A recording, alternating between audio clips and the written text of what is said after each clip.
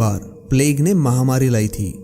भले ही आज प्लेग ज्यादा खतरनाक बीमारी नहीं है, लेकिन एक समय था जब इस बीमारी ने पूरी दुनिया की आधी आबादी खत्म की थी। प्लेग बीमारी होती है यर्सीनिया पेस्टिस नाम के बैक्टीरिया से। यह बैक्टीरिया चूहों के शरीर पर पलने वाले पिस्सुओं के अंदर मौजूद होता है। बात है अक्टूबर 1347 की। इटली के सिसिलियन पोर्ट पर 12 जहाज आकर रुक गए जो चीन से होकर आ रहे थे। इन 12 जहाजों में मौजूद यात्रियों की हालत काफी खराब थी।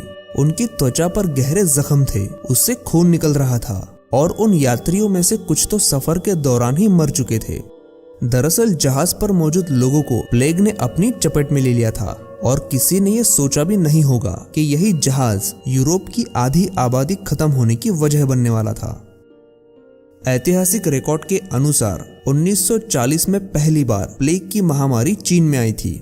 उसके बाद सिल्क रूट यानी व्यापारी मार्ग से होते हुए कारोबारियों और जहाजों से यह बीमारी भारत, इजिप्ट और यूरोप पहुंची।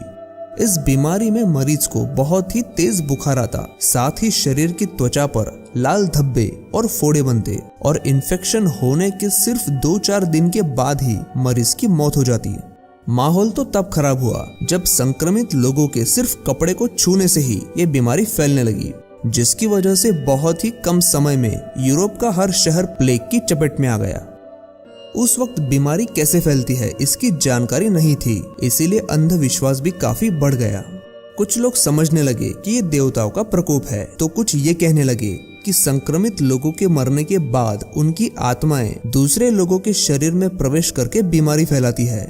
जिससे हुआ ये कि मरीजों के पास जाने से लोग डरने लगे, उन्हें कमरों में बंद करने लगे और उनके गुजरने के बाद भी उनके पास नहीं जाते।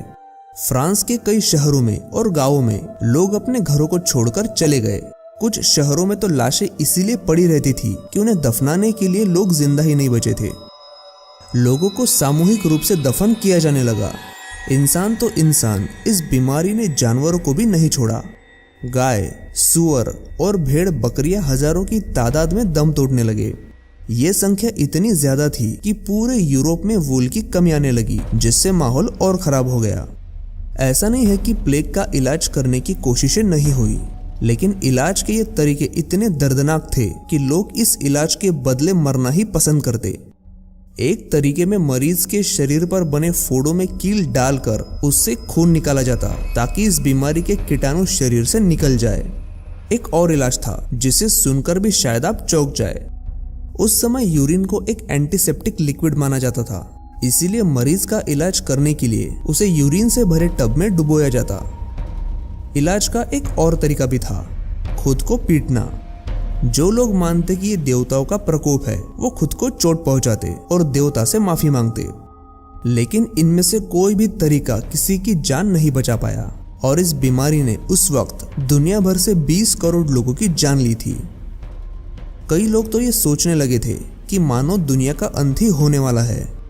ये सब 4 से 5 सालों तक चला, उसके बाद ये महामारी रुक गई। ऐसा नहीं कि उसके बाद ये बीमारी किसी को नहीं हुई, लेकिन प्लेग ने जितनी जानें उन 4 सालों में ली, उतनी जानें कभी किसी दूसरी बीमारी ने नहीं ली थी।